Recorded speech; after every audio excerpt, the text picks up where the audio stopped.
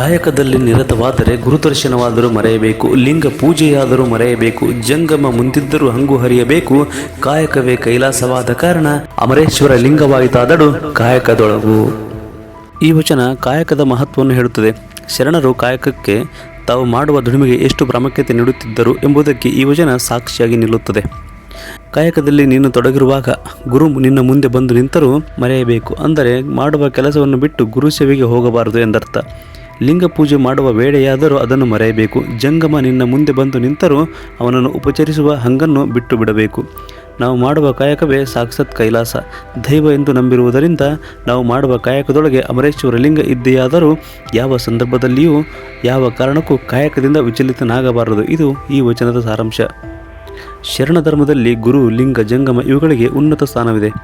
ಇವುಗಳಿಗೆ ಗೌರವ ಕೊಡಬೇಕು, ಇವುಗಳನ್ನು ಉಪಚರಿಸಬೇಕು ಎಂಬುದು ನಿಷ್ಠೆ ಇದೆ. ಗುರು ಉಪದೇಶ ಮಾಡುವುದು, ಲಿಂಗ ಪೂಜೆಯನ್ನು ನಿಯಮಿತವಾಗಿ ಮಾಡುವುದು, ಜಂಗಮ ಎಲ್ಲಿಂದಾದರೂ ಎಷ್ಟು ಹೊತ್ತಿಗಾದರೂ ಬಂದರೆ ಅವರನ್ನು ಉಪಚರಿಸುವುದು ಇವುಗಳಿಗೆ ಶರಣ ಧರ್ಮದಲ್ಲಿ ಪ್ರಮುಖ ಸ್ಥಾನ ನೀಡಲಾಗಿದೆ. ಆದರೆ ಇಲ್ಲಿ ಐದಕ್ಕೆ ಮಾರಾಯ ಹೇಳುತ್ತಿರುವುದೇನೆಂದರೆ ಕಾಯಕ ಈ ಎಲ್ಲಕ್ಕಿಂತ ದೊಡ್ಡದು. ಈ ಕಾಯಕದೊಳಗೆ ಸಾಕ್ಷಾತ್ ಅಮರೇಶ್ವರ ಲಿಂಗವಿದೆ ಎಂಬುದು ಈ ವಚನದ ಸಂಪೂರ್ಣ ಸಾರಾಂಶವಾಗಿದೆ. ತವನಿಧಿ ಬೆಳವಂಗೆ ಕಣಜದ ಹಂಗುಂಟೆ, ವಿರಕ್ತರಿಗೆ ಆರೈಕೆಗೊಂಬವರುಂಟೆ, ಕಾಯಕ ಮಾಡುವ ಭಕ್ತಂಗೆ ಇನ್ನಾರ್ವ ಕಾಡಲೇತಕ್ಕೆ, ಆ ಗುಣ ಅಮರೇಶ್ವರ ಲಿಂಗಕ್ಕೆ ದೂರು. ತವನಿಧಿಯನ್ನು ಬೆಳೆಸುವವನಿಗೆ, ಅಂದರೆ ಸದಾಕಾಲ ದವಸ ಧಾನ್ಯವನ್ನು ಬೆಳೆಯುತ್ತಲೇ ಇರುವವನಿಗೆ ಕಣಜದಲ್ಲಿ ಅದನ್ನು ತುಂಬಿಟ್ಟುಕೊಳ್ಳುವ ಅವಶ್ಯಕತೆ ಏನಿದೆ?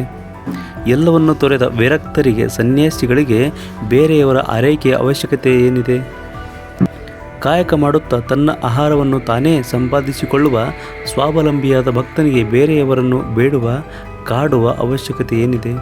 ಈ ಗುಣಗಳು ಅಮರೇಶ್ವರ ಲಿಂಗಕ್ಕೆ ದೂರು. ಅಂದರೆ ಭಕ್ತನಾದವನು ಬೇಡಬಾರದು, ವಿರಕ್ತನಾದವನು ಇನ್ನೊಬ್ಬರನ್ನು ಆಶ್ರಯಿಸಬಾರದು ಎಂಬುದು ಈ ವಚನದ ಸಾರಾಂಶ. ಬೇಡಿ ತಂದು ದಾಸೋಹ ಮಾಡುವೊಬ್ಬರ ಪಂಗುಳನ ಪಯಣದಂತೆ, ಯಾಚಕತ್ವ ಭಕ್ತಂಗುಂಟೆ, ಭಕ್ತನಾಗಿ ಹುಟ್ಟಿ ಭಕ್ತರ ಬೇಡಿ ತಂದು ಮುಕ್ತಿಯನ್ನರಸಲುಂಟೆ, ಅದು ಅಮರೇಶ್ವರ ಲಿಂಗವ ಮುಟ್ಟದೆ ಇತ್ತಲೇ ಉಳಿಯಿತು. ಈ ವಚನ ಕೂಡ ಕಾಯಕದ ಮಹತ್ವವನ್ನು ಹೇಳುತ್ತದೆ. ದಾಸೋಹ ಮಾಡುವುದು ಶರಣ ಧರ್ಮದ ಪರಂಪರೆಯಲ್ಲಿ ಬಹಳ ಮಹತ್ವದ ಕೆಲಸ. ಅಂದರೆ ಶರಣರಿಗೆ, ಜಂಗಮರಿಗೆ ಅನ್ನದಾನ ಮಾಡುವುದು. ಆದರೆ ಇಂಥ ದಾಸೋಹವನ್ನು ಇನ್ನೊಬ್ಬರಿಂದ ಬೇಡಿ ತಂದು ಮಾಡಬಾರದು. ಹಾಗೆ ಮಾಡಿದರೆ ಹೆಳವನ ಕಾಲಿಲ್ಲದವನ ಪಯಣದಂತೆ ಆಗುತ್ತದೆ. ಅಂದರೆ ಅಂಥವರು ಮುಂದೆ ಚಲಿಸಲಾಗುವುದಿಲ್ಲ, ಇದ್ದಲ್ಲೇ ಇರಬೇಕಾಗುತ್ತದೆ ಎಂಬ ಭಾವ ಇಲ್ಲಿದೆ. ಯಾಚಕತ್ವ ಅಂದರೆ ಬೇಡುವ ಕೆಲಸವನ್ನು ಮಾಡಬಹುದೇ?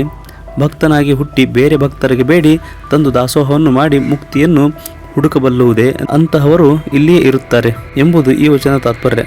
ಭಕ್ತರಾದವರು ಸ್ವತಃ ದುಡಿದು ಸಂಪಾದಿಸಿ ದಾಸೋಹವನ್ನು ಮಾಡಬೇಕು, ವಿನಃ ಅವರಿಂದ ಬೇಡಿ ತರಬಾರದು ಎಂಬುದು ಇದಕ್ಕೆ ಮಾರಣ್ಣಯ್ಯನವರ ನಿಲುವು.